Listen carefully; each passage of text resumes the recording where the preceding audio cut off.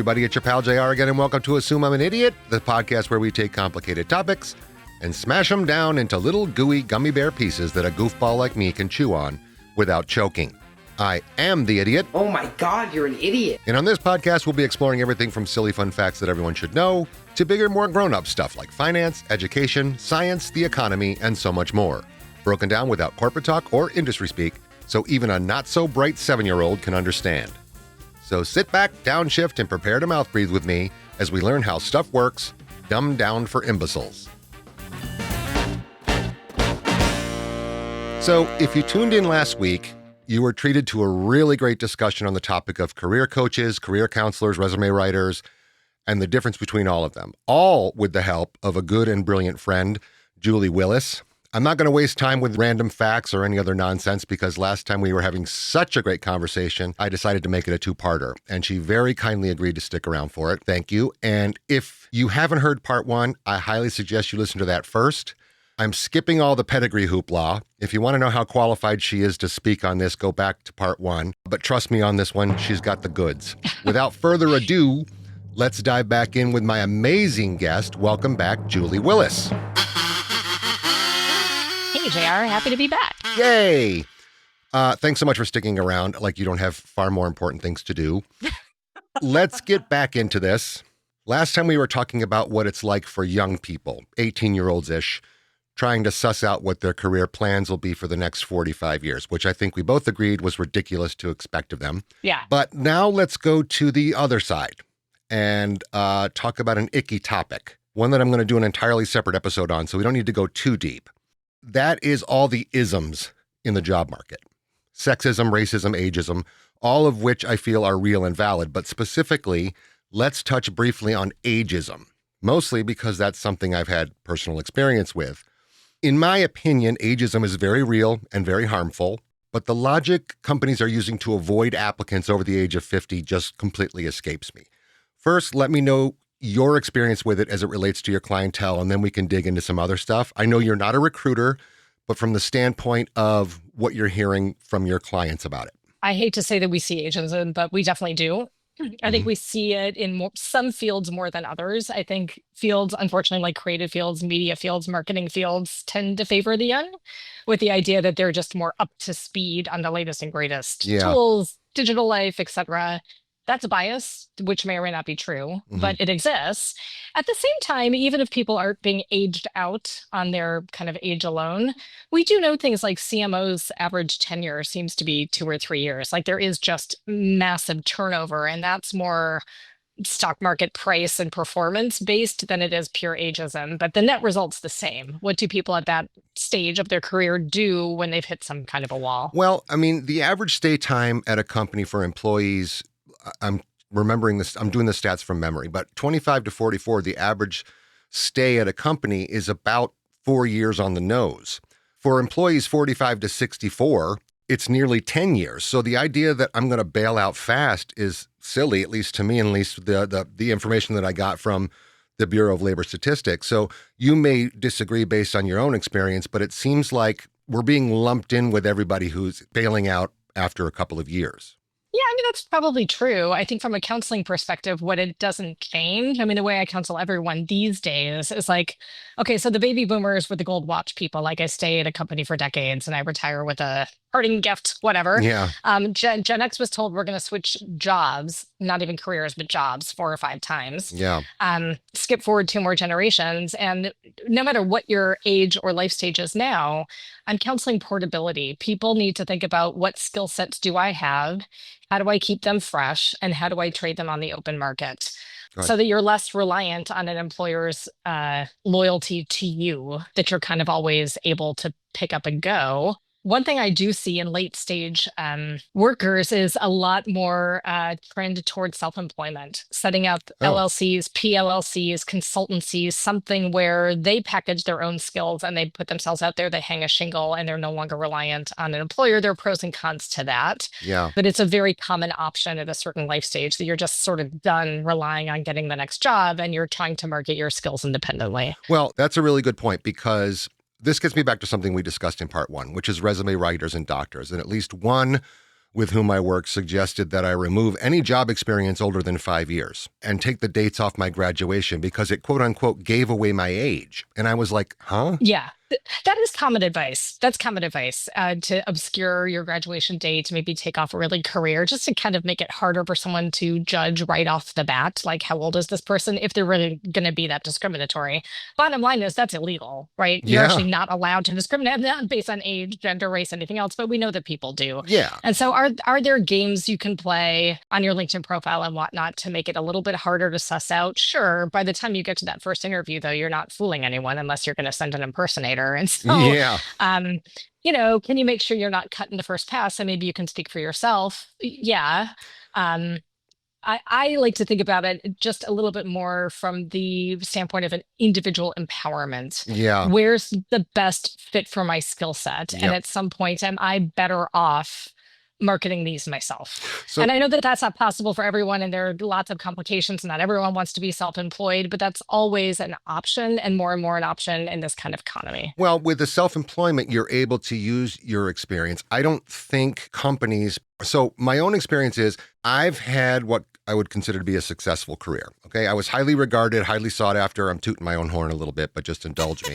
No, I can attest to that. Absolutely. I was thought of as a go-to creative in the market, awards, achievements, et cetera, until I turned 50, at which point I became invisible, period, full stop. No one wanted to talk to me anymore. And I think a lot of that is, in my opinion, that employers don't value experience anymore. And I don't know what they value in place of that. That's the question that sort of is lingering. And maybe you don't have an answer for it, but that's the lingering question for me.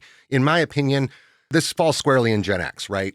We've done it all. We've seen it all. We're hard workers. We're not whiners. We're, for the most part, self-starters and problem solvers. So the logic escapes me why you wouldn't want someone who's been through the trenches to be, within your team. True. I think what's tough for Gen X is that if we set age aside for a moment and look at what's happened across industries in just major consolidations, right? So I grew Yeah. up in the advertising world. That Mhm. world looks fundamentally different. First, Ooh. everybody, the private went public. They all rolled up into global conglomerates. They figured out how to do more with less. Now AI is taking jobs from entry-level copywriters. Like the jobs also just aren't there in the same way. Right. And so I can understand it from that perspective, that we are competitive for jobs that in a way sort of no longer exist. But if we strip it down to skill sets, what are the things that I know how to do? The question then becomes, how do I repitch my current skill sets to an evolving marketplace? Where do my skills belong now? Yeah. And I would say if I was trying to remarket myself into marketing, the last place I would take it is an advertising agency. Sure. Yeah. Right. I'd more likely set myself up as an independent consultant of some kind and understand that marketing has become so project based. I mean, we see a lot of fractional CMOs right now. Like that's actually a real job. And I know a couple of them. And this is like, all right, if no one's going to hire me for the next 10 years to be their quote unquote CMO, I'll go do a 6-month stint here and a 5-month stint there. It's very Yeah. common in tech. I'm going to get in and solve the marketing problem and I'm going to get out. Arguably, those people can end up making more money. They're going from client to Yeah, client. the fractionals are really big right now. In fact, my own wife, was a fractional director of marketing for several companies. Well, while she was trying to determine what she was going to do next, and it worked out great for her. So that is definitely something that, again, you'd call it freelance 10 years ago, but now it's fractional, and Well, freelance, fractional. I mean, even for people that have a more hands-on creative skill set, platforms like Upwork have completely Yeah. changed. Yep. I hired someone to do a little work on my website recently that there's no web design firm anymore. They're independent people who you find one on Upwork, they do their week of work for you. It looks fantastic and they move on to the next client, but you can Yeah. build a meaningful freelance career. I think it's, again, to me, it's a twofold question. It's what are my skills? And then second, how am I packaging them for what the economy looks like now? What market am I in? How are things moving? How am I adapting to that? By the way, I love your logo. I didn't meant to mention that last time. I don't know who did your logo, but it's fantastic. A freelancer. Thank you. See, a fractional, Yeah. you mean? Yeah, she is self-employed. She's a self-employed designer. Do all of those jobs have to start with FR, like, a freakazoid and a fryer and whatever? Well, here's the side note. Here's the thing. This is a topic for a completely different podcast. But the thing that upsets me more than ageism, honestly, because I think ageism is, I think there are ways over it and around it. I really do. Okay. I don't think, again, in line with my sort of optimistic view, do I think there are like really badly biased, discriminatory people out there? Sure. Are they most of us? Not really. Okay. It's an easy way to rule somebody out, but that just means there are clever ways around it. So I think that's a really good use of a counselor. How do I repackage myself and where do I aim my target? Yeah. But the thing that bothers me more, honestly, and I'll spend 10 seconds on this because we could change the entire subject of this podcast. Okay. Healthcare is what traps people. Oh, yeah. So employer-based healthcare is the problem. And I think it's interesting that we've got a job market and an economy that highly favors gig work, self-employment, LLCs, PLLCs, and yet we make it impossible because people can't get health insurance. So Right. people say trapped in bad jobs. I mean, we want to encourage entrepreneurialism in this country, and then we make it really difficult by saddling them with the problem of independent healthcare. Well, yeah. So, And in California, I don't know what it's like in Texas, but in California, a family of 4, health insurance for those who are self-employed is like $1,200 a month. That is, yeah. and living in in a place like California where the cost of living is already just add a zero to everything, that's crazy. There's people that are just getting by that's going to break them, so they go without it, and most of them make enough that they don't qualify for. We can get into. Yeah, totally. I mean, I'm not this trying deep. to be. I'm not trying to be political. I'm not revealing anything here about my politics. That my simple observation is the best way to fuel entrepreneurialism in this country is fix the healthcare problem. No But doubt about it. smarter people than me have been saying that for decades. So How about, there's no smarter people than you. This I paid actually, them to say that. I'm still waiting for that check. This brings me back to, because we're just talking about the resume writer that told me to take this and that off of there. Sure. Yep. We didn't talk in episode 1, or part 1, excuse me, about how to find a good resume writers. I had mentioned in there a couple times that not all of them are bad. I'm not lumping them all into one bad category. I think a bulk of them are a scam, in just my opinion, my words, not yours. There are definitely good ones. How do you find one that's good? What are the qualifications and so forth? I don't really know where to even start there. Oh, I'm so glad you asked. I'm going to give 2 recommendations. Okay. The first is that, believe it or not, there is a National Resume Writers Association. Get out of here. There is. They have a database. You can see how these people are credentials and qualified. And if you want to select someone who has been trained, that's one good place to look. Second place, and this is going to sound like a no duh, but then I'm going to give you the second part to it. Okay. I hate to use the words LinkedIn. Don't break out in hives there, JR. But crowdsourcing on LinkedIn. Hey, people, I'm looking for some good resume writers. I actually did this myself a few years ago because I was looking for more people I could refer to, and I got some really great names. That just means they're tested by people in your network. Okay. Now, and so someone you like and trust who's managed their career well could say, hey, I worked with this person and she was fantastic or whatever. But then it's on you, of course, to vet that person. So I most often refer to 3 separate people. One of them has a National Resume Writer certification. The other 2 do not. Okay. But what I like about the other 2 is their word of mouth was fantastic. They will send you samples of their work. If you call them, they will tell you how they work, what you can expect of them before they charge you anything. And they also both work, and I think most resume writers do this, will work on some kind of a sliding scale, meaning if you can really only afford some advice, send me your resume. I will talk you through it. I'll tell you all the things I would change, and then over to you. You are now empowered to do it yourself, and good luck.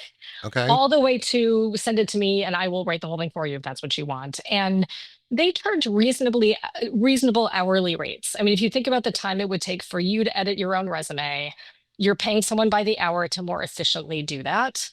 If someone is charging you what in your own head is an illogical sum, like, okay, it makes sense that I would pay this by the super fancy at a high fee like that, is when we're looking at like C-suite jobs. Yeah. Where that person's well compensated, they're too freaking busy, they've got 5 pages of experience, they need someone who understands that world and competitive set to just dig in and get it done. Then it's worth it.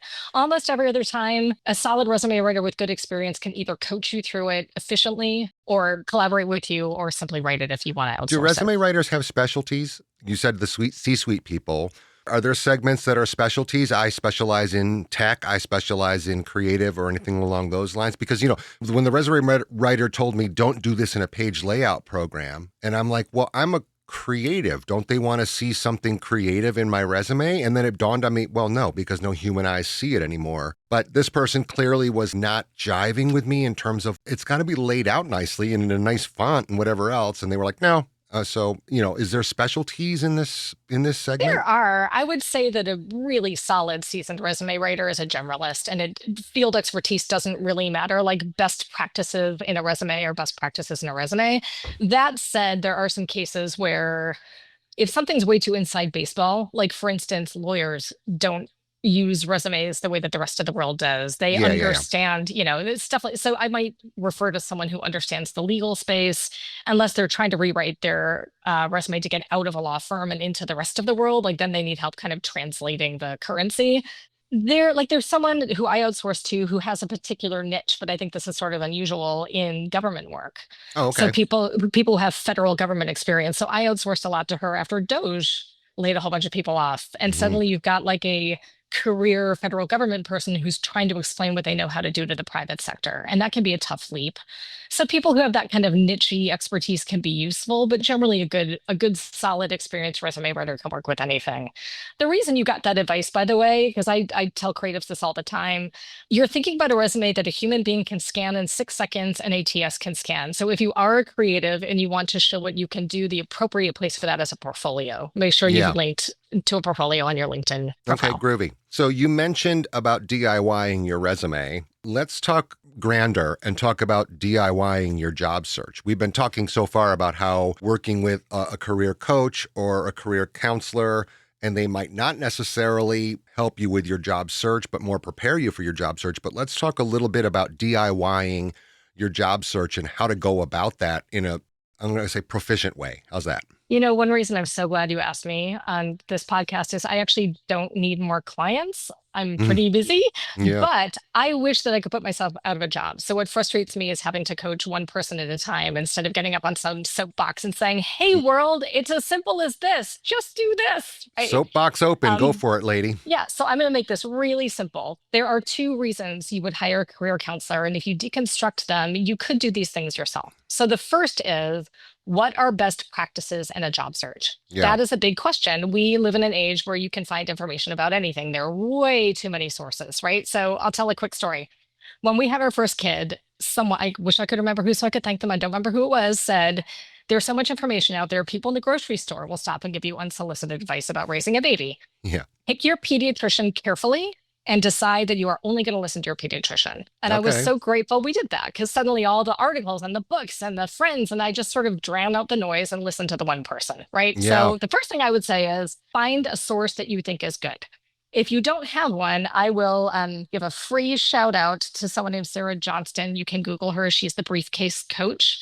Okay. She started out like me decades ago, but she's built an enterprise. So a number of people work for her, which means she has a fantastic newsletter and posts all the time about the job market and job search and resumes and best practices. And Okay. I follow her as an independent practitioner just to keep myself current. Yeah. But if you want someone to follow, try Briefcase Coach or find your own, but pick one and follow best practices. Okay. The second thing I'd say is that motivation can be the hard part. So even if you know what to do, getting yourself to do it when you feel intimidated, overwhelmed, maybe under pressure, a buddy system works great. Find a group, start a group. Look for a meetup group in your hometown. Mm-hmm. Pick a friend who's also job searching. Get together twice a week on Zoom or at your favorite coffee shop. Do something just like a workout to kind of keep yourself honest. Okay. So best practices and motivation are things you can find cheap and free answers for if you are so inclined. Yeah. I also think that this is a good reason for a counselor or a coach. If you're having trouble with either one and it's just too big a lift, that's when you get some help.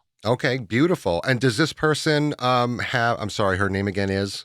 Sarah Johnston, but just Google the briefcase coach and you'll find Briefcase. her. She doesn't have a Um, Substack by any chance, does she? She probably does. I don't follow her that way. Just get her push newsletter. need but one, by but the I bet way. she does. Oh, I meant to It's on talk the to you about it list. last time it's on the list. because you have so much free time. I think you should start a Substack. I think It's on the list. it would be so wonderful. Okay, that was excellent. So let me brace myself here for a second because this is a good transition to something closely related to all of what we're talking about. That's the ATS system, which for anyone who doesn't know stands for Applicant Tracking System. And if that's not the most Orwellian thing in the world, description of something, I don't know what is. The whole ATS system drives me effing bananas. I cannot stand that no human beings are looking at resumes anymore. Yep. Yep. This is where my horrible experience and expensive experience with resume doctors or resume writers really soured the whole thing for me. In that, as I mentioned in the intro, one of them said, make it this size, make it this many pages, move this to here. And then the very next person said, put this back here, make it this size, and got me back to exactly where my resume started. And neither of them neither of them proved to have any result, meaning I got the same amount of response from both of those resumes. Yep. It seems like they're just throwing a dart. I don't know what they're using for their guidelines to this is why this is going to work. No human beings are looking at it and, oh, you should have a cover letter. Oh, you definitely don't want to waste time with a cover letter. Oh, it should be 5 pages long. Oh, it should be 1 page long. Let's talk about that a little. I think companies rely way too much on it. I know that they're overwhelmed, especially when the job market is flooded like it is right now. But it's pure evil to me. Get a human being to see this stuff. Give me your take on it. Everybody hates ATS, including employers. And so I want to be fair to the employers and recruiters of the world. It can feel like them against us when you're the applicants, but let's be compassionate for the hiring managers. They hate this too. It screens good people out. It sort of becomes a game. And one side note is also changing all the time. And this can be a reason to consult. Yes. And it can be a reason to consult a resume writer because they will be up to speed on best practices. Months ago, first it was I'm going to use AI to write my resume and sort of beat the system. Yeah. Now AI is so smart that it can identify a fully AI written resume. So now you're pinged if you've used AI. And so, the way that I use it with candidates is go ahead and let AI write a draft bad cover letter. It's going to come out as a B-, but it at least gets you a structure and a place to start. Then rewrite it as you. Your voice does matter and it will be differentiating in a world where everything sounds like a bot. Okay. But the bottom line is, even if you're trying to outgame ATS and follow best practices and change all your materials and blah, blah, blah, this is part of why nobody really gets their job online. And we talked about that in part 1. Yep. So yes, networking what is 100% your best strategy. And you still want a resume that tells a great story about you so that when people ultimately see it, it sells you. And you want a LinkedIn profile that people can get to and you're happy with what they see and they take away who you are quickly. But if you have 1 hour to spend and you're trying to decide where to spend it, networking is always the better answer. So that, we can talk about this offline, honestly, but the cover letter thing is so confusing because some resume writers or doctors say, yes, definitely include a cover letter. Some say, no, don't bother. And in my opinion is the ATS system isn't reading your cover letter. That doesn't come into play until, stage 3 when you've finally broken through. And as far as I know, I've got no evidence that an ATS system would understand what a cover letter is. They just go right to your stats. Yeah, the place that I commonly see cover letters now is when you're actually applying on a company site directly, and surprisingly often they still ask for them, or it's optional. So upload which a is resume always here, a better cover letter option. here. It's always a better option to do that than to do it, say, through LinkedIn. LinkedIn, there was a great post that I just saw that said the great thing about applying on LinkedIn Easy Apply is it's taking your resume and throwing it into the trash without the actual legwork. Yeah, that's true. This is what ATS has done. And, for parents of college students out there, it's not that different than the Common App. With the best of intentions to make applying to college more, easy and more equitable, what it's actually created, the byproduct is that now applications have gone up a billion times in volume, and that's created a problem for both applicants and admissions offices. Same deal. There's too much noise. How does anybody really know? Yeah.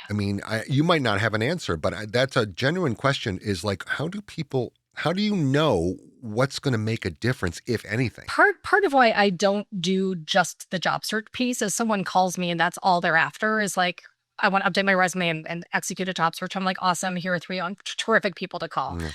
I started the front end because what I'm really trying to do fundamentally, I almost think about it when I first start working with a client, I'm turning the volume on the marketplace down to 0. Yeah. For just a little while, we're not thinking about what we're up against. We're just thinking about you. Yeah. So I'm trying to understand and build a rubric around what kind of a job would tick most of the boxes? And we don't necessarily get everything at the end of the day, No. right? But if we could bake our perfect cake or Stan's granola, Mm. what would all of the ingredients be? What needs to be You in get there that, Stan? for me to be happy, right? Yeah. And then where are the best? And then we turn our attention to okay, if these are the things I'm looking for in the world, where are the best possible matches? What are some things that I could consider doing? Right. We screen that down a little bit more until we have targets that we're trying to hit. Mhm. Once we have a target, this is the moment where we start to turn our attention to, all right, now how do I convince those places, those people, those fields that I'm the person that they want? Mhm. I think about career narrative as a story that someone's telling about themselves. Right. That story is expressed in a resume.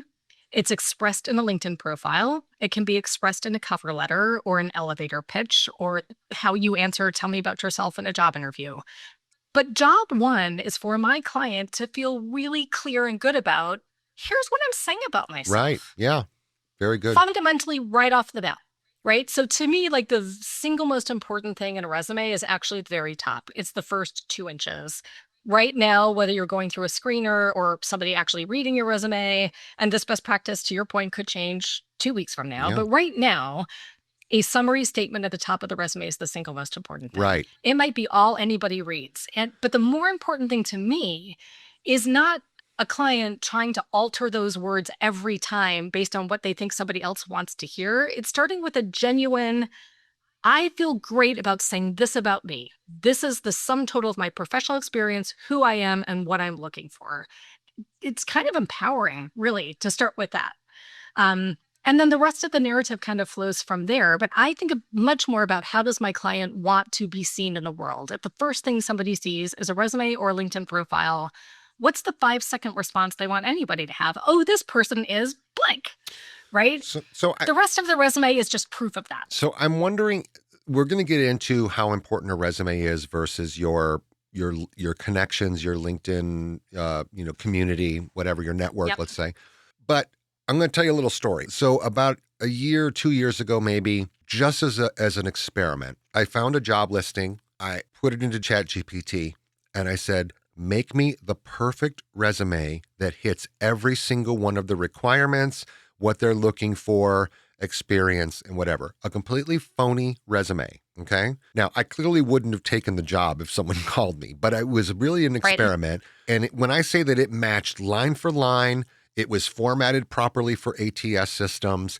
It made everything perfect. I applied to the job, and I shit you not, a week later, we're going after candidates that more closely match our job description. And I'm like, how the F could anybody more closely match than that? Yep. So either the algorithm changed or I don't know what went down, but basically you couldn't have had a more perfect match resume and I still didn't get a response, right? So yeah. I don't know how to... when I counsel my clients to think about using AI for something, here's the way that we might do it. First, you're writing your true resume. Yeah. Against your own rubric, not against what job you're looking for. A resume that's like, this is a true and honest depiction of my skills, hanging off the strategic statement at the top. This is who I am. This is what I'm looking for. And then below is all the evidence of why I'm capable of doing that thing, right? Mm-hmm. Then I might use AI and I might do something like upload my resume, upload the job description. Hey, AI, tell me how well I fit this, or LinkedIn will do this for you. Yeah. Are there changes you would recommend making? Yeah. But what should be happening there is that you're changing 5 to 10% of the resume. You might, for instance, oh, wow, the job description asks for experience with Canva, which I have, but I forgot to put that on my resume. Okay, add it. Duh. Yeah. It might say, this bullet's a little too vague. Can you add more about that? That's a small degree of tailoring to better highlight where the skills you have fit the job. Okay. It's not completely contorting and misrepresenting your skills.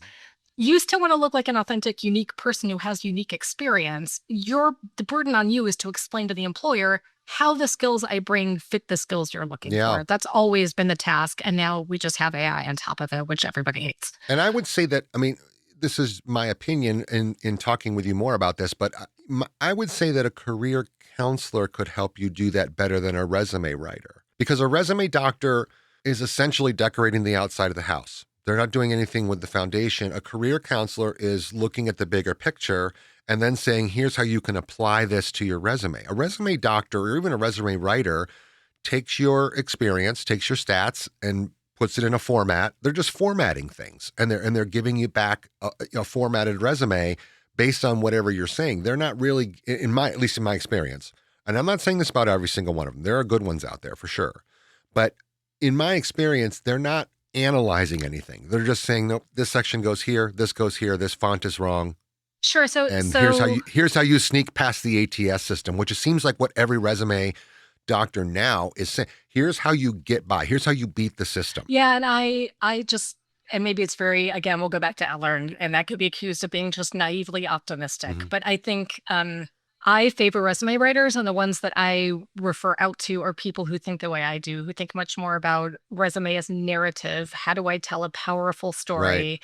It's not naive. You might need to take that story and doctor it in certain ways to fit certain things. That's strategic, but it's not the tail wagging the dog. We're still starting with, who is this person? What do they have to offer?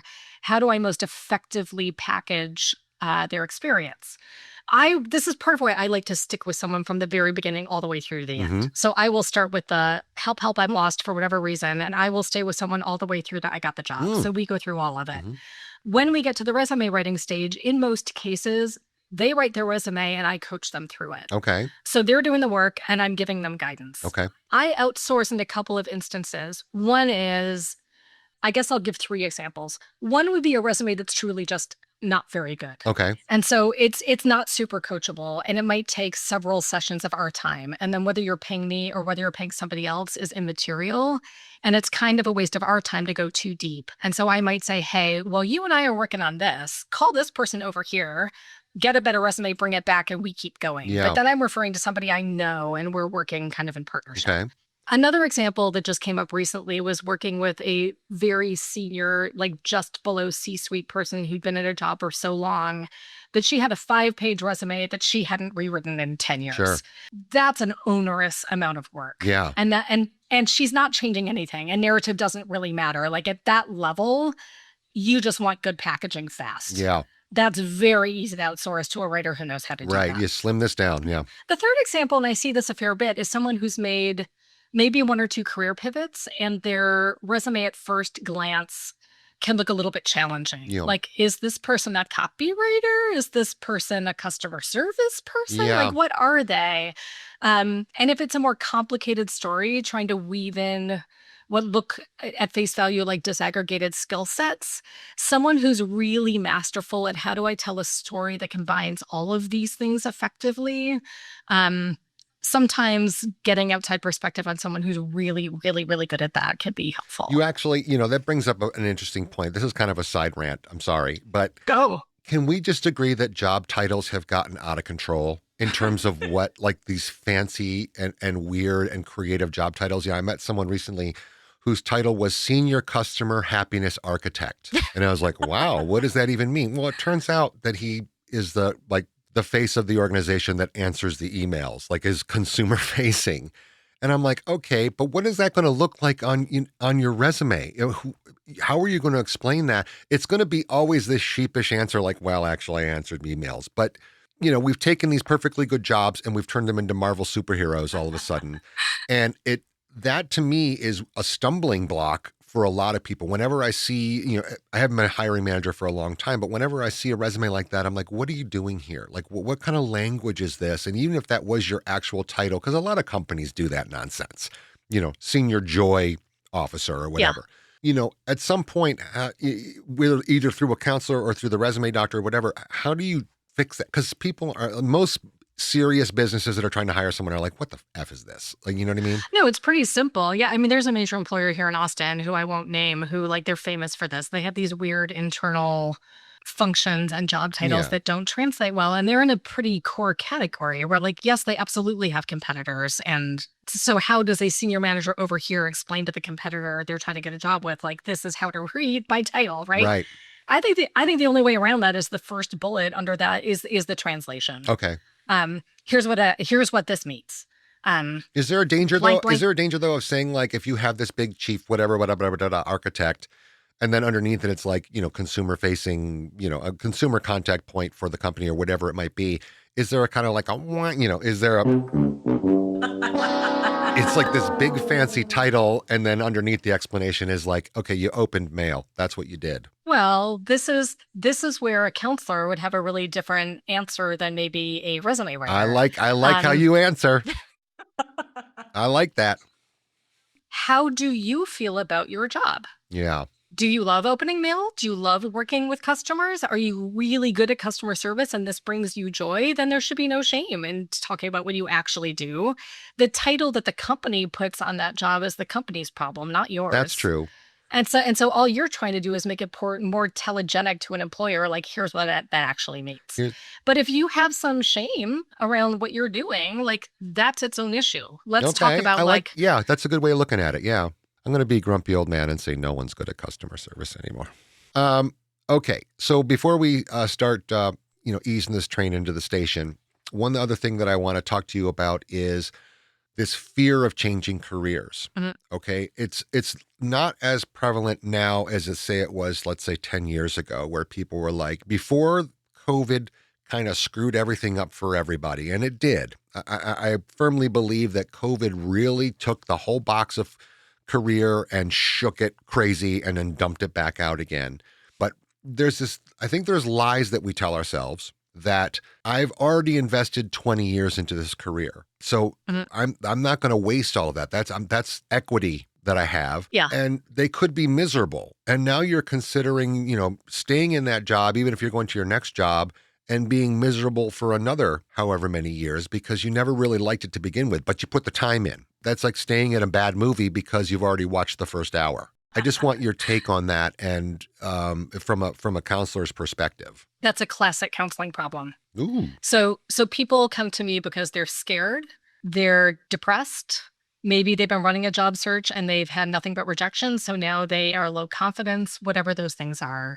And it's so funny. I mean, one of the dirty little secrets, and I often tell this to clients at the outset, is that the job identification, preparation, and search process actually boils down to a set of very objective, boring tasks. Okay. It does. What makes it harder is all the narrative baggage we put on top of that. We have feelings about each one of those steps, and they're inconvenient, but they're real. Yeah. And so what I try to do with people pretty quickly is like, let's pull the monster out from under the bed. What are we afraid of? Mm-hmm. And then we need to take an action or get some information that proves that that's true. A metaphor that I use a lot is chess, actually, which is ironic because I don't play much chess and I'm really bad at it. I would think you'd be a chess person. You strike me as a chess. Well, that's very kind. No, I'm just not very good at it. But what I like about it is I like the idea of sequencing actions. And I like that part of chess is like I'm making a move and then I'm waiting for the counter move. And then I'm making another move based on the information of the counter move. And then it goes on from there, right? Almost everyone who walks through my door, when they tell me what the problem is, they run the entire gambit. Okay. They go from I've moved the pawn one square to checkmate and it's over. Yeah, yeah. And I'm like, slow the roll. We're going to move a pawn.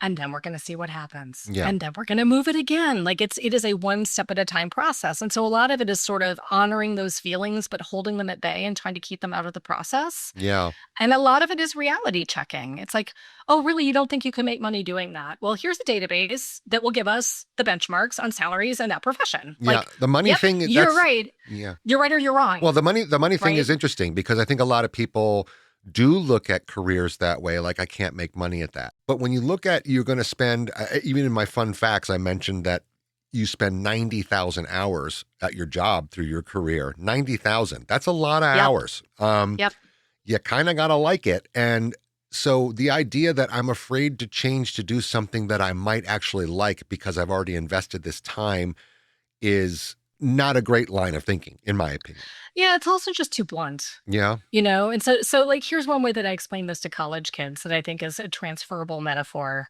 The degree you're getting, whatever that is giving you a set of skills. Let's take the name off the degree for a minute. Okay. And let's call each skill a Lego brick. Okay. And the degree you're getting means that those Lego bricks get constructed into a tree. Okay. And so now you're looking for a job as a tree.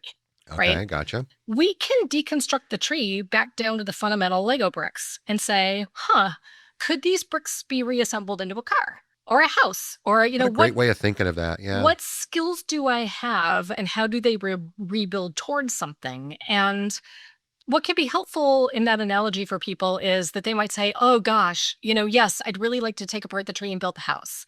And with these skills, I could build half a house, but I can't build the rest of it. Okay. Well, that's called a skill gap.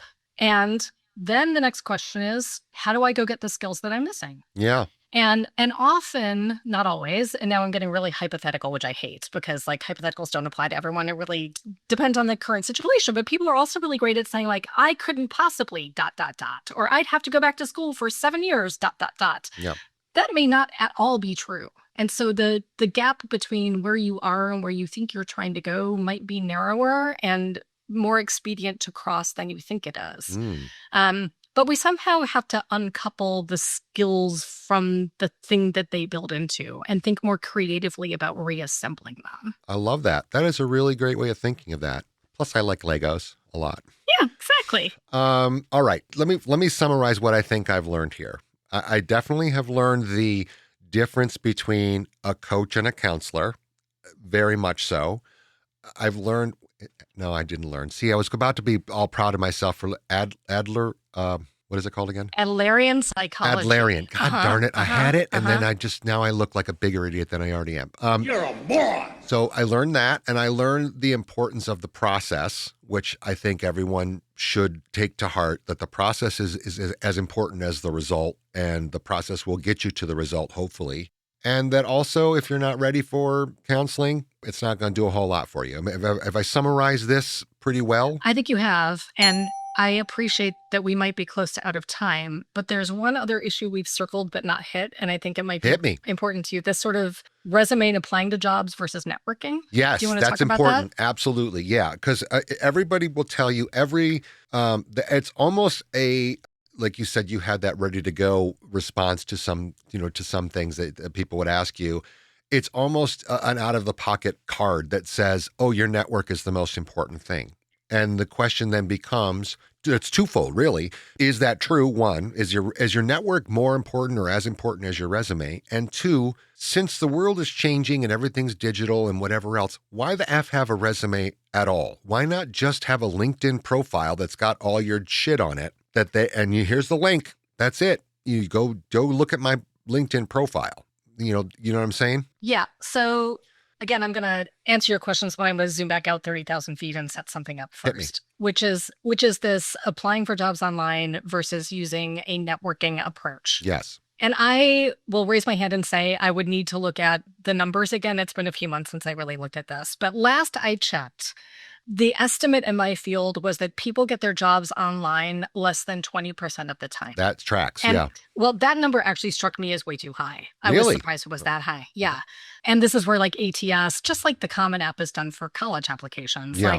We just have way too much volume and way too much drivel. And so yes, there's a game you can play. If you are determined to get your job online, there are rules of thumb, like you better be in the first 10% of respondents or there's no way you're going to get looked at, that kind of thing. And then resume matching. And then I think that's crazy making. I think it's a threat to mental health. Like I basically I suggest to my clients that they follow job postings so that they understand and go ahead and apply. Like it's easy enough, but don't expect a high return on investment. You're really using job boards to get an understanding of the market. Sure. What kind of jobs are out there? Who's hiring for them? Like it's good intelligence, but putting all of your eggs in one basket from an application point of view, like this is absolutely the wrong basket to be over-indexed in. So I have sort of a Dr. Seuss approach to this. Woo. I call job search, I break it down to people, places, and things. Okay, I'm ready.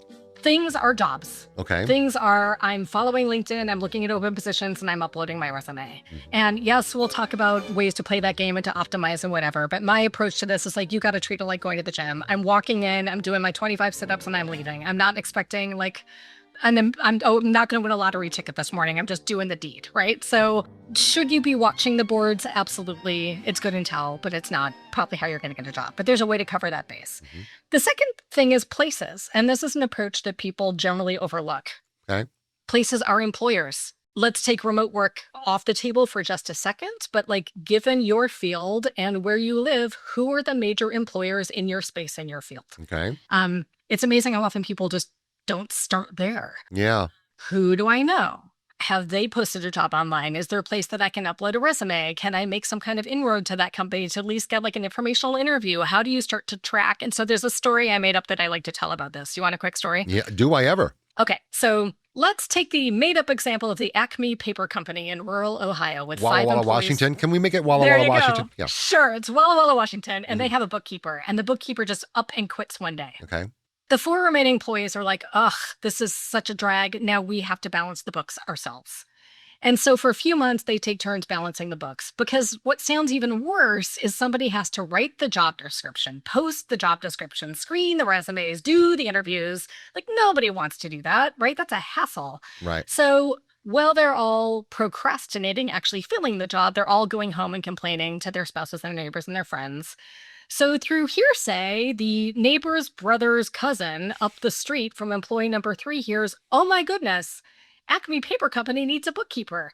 I'm a bookkeeper. They show up the next day with their resume and say, I can help you. Mm-hmm. Guess who gets the job? Right. Yeah. That also never posts. Right. Exactly. Yeah. So this is, if you ever hear like the hidden job market, this is an illustration of the hidden job market. And it's a real thing. I mean, this is not hypothetical, right? I mean, this is, there was some stat that I read, and I'm sorry, I don't have it in front of me. I can't call it from memory, but the stat was that it was a major amount of people get jobs that are never posted. Correct. Never posted. So, Correct. It's a friend of a friend, or I know this guy, or before I even create the job listing, I already know, you know what? I used to work with Julie Willis. I know she's not working with anybody right now. I'm going to call her even before I post the job. There are a lot of jobs. This is a bigger issue with how companies promote job listings and stuff. There are a lot of jobs that are posted out of obligation. They already have 100%. They already have a candidate. They already have the job filled in some cases, and they have to, by whatever code of conduct, I don't think it's law, but they have to, by whatever policy the company has, post it out to get resumes. Most companies, first of all, hire from within. The second highest, and this is, again, I'm doing this from memory, so I don't know exactly the order, but the second highest is hiring someone that you already know that you want for the job. And then the third, which is way behind, are people that are actually applying from outside. So there's a real opportunity. I mean, there's a real possibility of feeling helpless, right? That you're like, okay, I guess I'm just throwing my resume in the wind and hoping things help. No, that's right. So you jumped from places to people, which I'm going to get to last. But to kind of go back to the rigor of this, so things is looking at jobs. I didn't want to interrupt your story. I'm sorry. No, it's not. It's just to keep it clean. Yeah. So things are jobs. Places are logical employers close to you in your space that you could target, even if you don't have a direct connection. Mm-hmm. Knowing that they will have openings from time to time, that if you can somehow get on their radar screen, maybe they talk to you before they post the job. Yeah. Maybe. And then the last bit is people. You're right. That is your network. This is probably where I spend the most time with my clients. Okay. So how do we want to look at networking? And I think about it like, there's your inner ring people, the people you already know, the people you can easily ask, the people that you can sort of market yourself to, etc. And then there are outer ring people. There are people that you might be 1 degree connected to, people you don't know at all, people in the field or at the employer that you would like to make a connection with. There are strategies to reach all of those different kinds of people. How you prioritize them and act on them is sort of based on your goal and your timing and all of those things. So I'm not trying to be vague. It gets a little bit surgical. Sure. But I'm going to throw one more piece of psychobabble at you. Hit me. And then I'll stop. So my all-time favorite career theorist is actually a Stanford guy named John Krumboltz, who sadly died in 2019 before I had any chance to meet him. Great I would name, love but go to ahead. have coffee with him. Great name. And you'll love his theory even better. It's called planned happenstance. Ooh, a happenstance is one of my favorite words. I love that. Yeah. So he's one of those guys who thinks that often career opportunities open themselves through happenstance, basically. Yeah. An example in one of his published pieces is, and I'm forgetting the name, but the guy that Jerry Maguire is based on. Okay, yeah. Who was studying to be a lawyer. He was in law school. But he happened to be an RA in a dorm on a campus. And a number of the kids in his dorm were college athletes. Yeah. And they started asking him all kinds of questions about their legal rights. Suddenly, this guy pivots and decides he's going to be an attorney to athletes, e.g. a sports agent, right? That's just one of a million examples of how something you didn't see coming affects your career trajectory. Yes. Crumboltz's theory is that we don't sit back and wait for happenstance to happen. We set things in motion that increase the odds that something random will happen. Right. Well, there's an example I've used before, a great saying that I've heard, that I don't believe in luck, not for the most part, because I believe luck is skill plus opportunity. Yes. Right? It's yes. making your opportunities, increasing your... See, she's holding a book, just for anybody who can't see it. No one can, because we're not on camera, but luck is an act. What is it? Luck is no accident. Luck by is John no Crumboltz. accident. See, if she agrees. She agrees with me. Luck is skill plus opportunity, or preparation plus opportunity. So anybody who says like, I'm just unlucky, is like, well, maybe you're not playing all your angles. And the more you play your angles, the higher your odds, in my personal opinion. Yes. And the reason this is relevant to networking, and we could have a whole separate podcast about networking. I get very excited about this, but networking to a lot of people is a bad word, particularly if you're introverted, if you're young. It just feels sort of scary. And I wish that we had better language for it. But one way that I try to explain it to clients is, let's not call it networking. Let's call it creating happenstance. Okay. I love that. I love that so much. I'm a huge fan of the informational interview in this space. And here's why. It's an opportunity to reach out to someone who might not be in a ring, who you might not know well already, who might not owe you anything. Yeah. And when you reach out to someone and ask for a job, unless someone has a job to offer you, it puts them in the uncomfortable position of having to say no. Right. And often that doesn't get a response because nobody likes to say no. Yeah. If you instead reach out to someone and say, hey, I'm genuinely fascinated by what you do. Yeah. Or who you work for. Right. I'd really just like to learn more about that. Can I buy you coffee? Most people like to share, and they like to feel like they know something. I'm gonna push back. Is it most? Yep. Because LinkedIn, the downside of LinkedIn, and one of the reasons I hate it so much, is anytime I go there, I'm inundated with people trying to sell me something. So anybody who's legitimately asking me like, hey, can I just talk, pick your brain, which I've done a million times. I like using a million. I like to hyperbolize, but Yeah. I've done 1,000 times where people have said, hey, can I just pick your brain on something? Yeah. There are a ton of people who post about the idea. Don't call me and ask me to pick my brain. Don't contact, you're not picking my brain. They get mad about it. So it used to be what LinkedIn was 10 years, 15 years ago, when it was really, in my opinion, a beneficial site, and people really were connecting, and people were very anxious, like you're saying, to tell their story or to talk with people and mentor and stuff like that. That is all gone. LinkedIn now, to me, this is another rant, sorry, but LinkedIn now to me is business Facebook. It's look what I done, Ma. Look at this. Hey, look what we won. Hey, we're all going to Cannes, whatever it is. Sure. Okay. Yeah. Congratulations. But that's not what LinkedIn was originally intended to do. And now it's just become like a place to showcase and brag. That's my opinion. Well, so I draw a really hard church and state line in how I advise clients to think about LinkedIn. Mm-hmm. One side is the social side. Mm-hmm. And you're right about the social side. Most clients I work with, very few are people who are trying to stand up their own business. Yeah. And if they were, then maybe the social side matters, right? For the rest of us who are just using LinkedIn as a search tool, it's a really powerful vehicle. Yeah. But it's about gaining data and intelligence. It's not about the social side at all. So let's go back to the networking example. Your best friends already know what you do. Sure. They've already helped you if they could. Right. Not surprisingly, there's good data that says the job you network to is going to be through a second or third degree connection. Okay.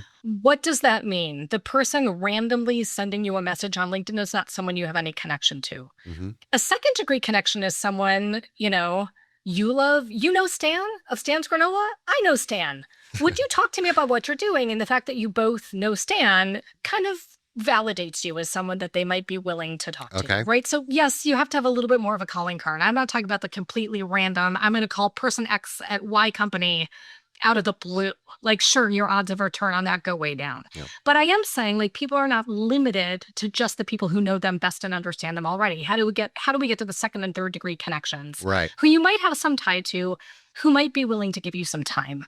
Another really powerful LinkedIn hack that delights me that people don't know is alumni clubs through universities. Oh, okay. You get to those, by the way, not through your own profile, but through, like, you just go into LinkedIn and search like Loyola Alumni Club. There's a California-based, I'm trying to think of a California-based, or Wow. UCLA Alumni Club, whatever. Okay. All alumni clubs, sometimes you have to join them to see this data. Sometimes you can just see it. But they will break down, you can search alumni groups by at least 6 metrics. Let's see if I remember them all. Geography, employer, field, major. So let's say I'm a data analyst in Los Angeles and I want to work in the public sector and I'm trying to expand my network. I've already tapped everybody I know. I might go into LMU's database and limit it to data analysts who work in LA. Okay. Well, lo and behold, 25 of them pop up. Wow. 10 of them work for the state of California. Fantastic. Now I can message that person and basically say, hey, you're an alum, I'm an alum, I'd love to talk to you about this. Alumni are generally pretty favorably predisposed to talk to other alumni. In my experience, you see a pretty high hit rate. Does everybody answer every email? No, of course they don't. Yeah. But a second degree connection, an alumni connection, like these are people who are favorably inclined to talk to you. Sure. Now, this goes back to the original thing. If you're not putting them in a position of having to say no, if you're simply saying, I'd really like to talk to you about like, what's the data process for the state of California? Right. Well, now we've created happenstance because in my practice, what almost always happens, and this is part of what makes it fun and exciting and like the surprise gift at the bottom of the cereal box from the 1970s. If anybody remembers that, it's like, I never know how it's going to happen. I just know that if we follow the process, it happens. Yeah. Some conversation leads to, oh, JR, after we talked last week, I remembered this guy I worked with a year ago, and he does exactly the thing you're interested in. Want me to drop him a line? And then suddenly you're having a conversation with someone you didn't know 2 weeks ago. Right. So that's creating happenstance. That's tipping a domino and seeing what other dominoes fall as a consequence of you making that first move. That is just so eloquent, as I would expect from you, of course, and a great place to start easing the train into the station here. So before we go, I have one last question for you. If you had one piece of ready-to-go advice or good-to-go advice, I'm going to see what I did there, good to go, your 30-second piece of advice, someone just stops you and says, hey, what can you help me out with in terms of my career? You got one 30-second shot. What would you give them? That's tough. I'd probably ask them a question first, which is, are you trying to figure out your long-term career goal or are you trying to get the next job? You're copping out a little bit. Am I copping out? You're copping out a little bit. I think you're gonna have to. I'm gonna force you to give an answer. I'm on an elevator with you. I only got 30 seconds. I'm gonna get off on the next floor. Give me one piece of career advice that you can help me out with. Something that's just an in-pocket piece of advice. Keep talking to people. Okay, I like that.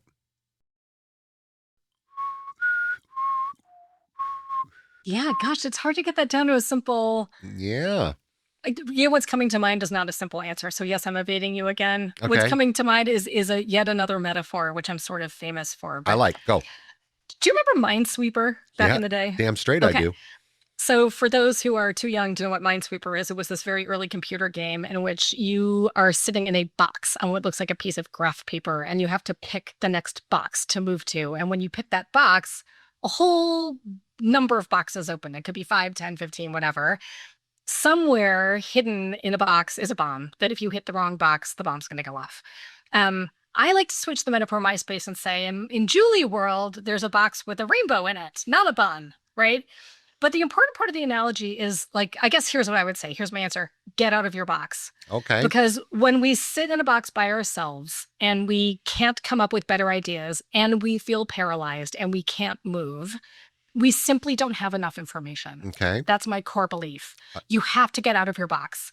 And it almost doesn't matter which box. Pick a box and step on it. And I promise other boxes will open and you will get unstuck. That is a beautiful sentiment and a perfect place to stop. And you are a perfect guest. Julie Willis, I love you dearly. Thank you so much for joining this little circus today. I really appreciate it.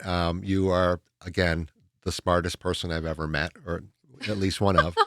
I paid him to say that. JR, I love you back. Thank you for asking me. This was a pleasure. I'm waiting for the check. Before we go, anything that you want to plug? I know that now Julie is completely stocked up with clients at Good to Go. But anything else you want to plug? Any causes, any friends that have businesses, whatever? I will go ahead and plug the NCDA because I think that's a great place to look for a qualified career coach. I also will make a plea to anyone out there who's thinking about the counseling profession. Please consider career counseling. We are underrepresented. Oh. It's a really great field. And the NCDA is a great place to look for credentialing if you don't want to go all the way back to grad school. What is If the you NCDA do, again, please? The National Career Development Association. Got it. Thank you. It's a great place to get qualified to become a counselor or to find a qualified counselor or to get kind of a yardstick by which to evaluate the choice of a career counselor. So it's a great starting place for any one of those paths. Excellent. Julie, can't thank you enough. That was really enjoyable. Excellent. I'm glad you liked it. I hope you had fun. I did. Really great stuff. I very much appreciate your insight, and I hope we can talk again soon when we have the chance. Wait. JR, Yeah. one more thing. Yes, ma'am. I haven't mentioned like an obsession I've had this summer. I've been trying to recreate the granola recipe made famous by 11 and Madison, a restaurant in New York. Uh-oh. This was Stan, listen up. Listen up. Granola. I was going to say, I wish I'd found Stan's granola before that because No, I feel like you do I've not. wasted so much time trying to perfect the perfect recipe that's already out there. No. Everybody wishes they found Stan's granola before that. You do not wish that you had seen Stan's stuff early, and there is no such thing on his site as a perfect recipe. But go ahead and tell me what one you I think it wouldn't is. call it a recipe. Well, it's per less the se. recipe and more the hidden ingredients. I think the secret ingredient has got to be hemp. Yep, it's hemp. Hemp granola is genius. It is. You hear that, JR? She called me a genius. It's a good idea. Again, as I've said before, Finally. it is actually good for you. It relaxes people. It can calm certain ailments. It's I'd just never the gonna quantity, Julie. understand you. There's no such thing as too much CBD. You put too much. There isn't. Ask anybody. Okay, well, in my defense, how would I know that? Because I can't order any of it, which is a complaint I'd like to lodge. When will Stan's be back in stock, please? Yeah, everybody complains to me about it, and Nobody complains Yeah, to you about it. they do because Everybody you- tells me how satisfied they are. Never mind. I'm not even going to get into the size of the batches, but there is a You can scale. lodge that complaint on my website. If you look at the site, there's a scale. There's a potency scale, one, which I just had Stan You on the just- show I last don't- week because he finally got a microphone against my bunch of different pretty colors. wishes. A fan sent him a microphone, so now he's officially on mic. It's way nicer than your microphone, JR. Wait, let me finish. And I think. but he's got I think I'm the only reason anybody listens to this. he's got a show. scale that's called a potency scale that doesn't seem to have any kind of sense or semblance. But he does have some interesting flavors. I just don't like the descriptions that he has on the site. I'm just going to, as a former marketer, I'm just going to lodge a higher level complaint here, which is continuing to chum the products when nobody can order them is really frustrating. You see what I'm saying? So now it's the judge. Former. The judge has told you that it's maybe not a legitimate business, and a very brilliant person that I trust This a lot. keeps happening. Former marketer. That means you don't do it anymore. Just like former Supreme Court Justice. It's a problem. It's just kind of a tease, It's not relevant anymore. Marketing's changed. He's going to start getting legal complaints. I can feel Laws it coming. But I don't want to. changed. StansGranola.com has No, changed. no more. We're not doing this every time. could he at least start sending out small samples, something that keeps the fan base engaged? Because at some point they're going to stop waiting. There will be a rebellion. And you're trying to speed up perfection. You can get a small sample, but every batch he makes is a small sample, and I just don't want to get too deep into it. I hate getting my guests even. I'll get- Well, no, I'll get I was under more. the false impression that Stan was a sponsor of the show, and to be a sponsor of your show, I wanted to support him. But then when I tried, there was nothing I could buy. Wish. So No, he's I'm a thief. He working on steals time on the finding a show. bigger He cake. steals time on the show. He Yeah. bugs my guests, and I hate it. But it's I going hate to it. take a while. I'm and not. if they go- don't like it, they can go to stanshappywood.com and buy some of my furniture. No more plugs. Sorry, It's- Julie. No more plugs. Don't it's say the name Stan's- of the thing again. Okay. Okay, well, if I may, as a therapist, I'm just going to point out, as a parting thought for you, JR, someone I love and care about, that I'm sensing a little bit of codependency here Yeah. between you and Yeah. Stan. This might be something you need to explore. Maybe we need to go into couples therapy for it. Maybe we do. What do you want for dinner tonight, JR? Just Maybe a I thought. should put aside my fear of I couples will therapy. have your, Okay. Just a thought. your sheets washed when you get Julie, home. once again, awesome stuff. Thank you, Julie. Can't wait to talk to you again. I think you're absolutely fantastic, and I really appreciate it. Back at you. Thanks, Jer. It was really fun to be with you this morning. All right, ciao. See ya. That does it for this time. Appreciate you listening. A huge thanks to my very special guest, Julie Willis, for helping us parse this code. I very much appreciate your insight. A reminder to click on the follow button and drop us a review if you like what you're hearing. It helps us out a lot. You can also contact us at our email, hello@roughtumblemedia.com. That's hello@rufftumblemedia.com. Drop us a line whether you like the show or hate it. Join me again for another episode of Assume I'm an Idiot. I'm your pal JR. Catch you again soon.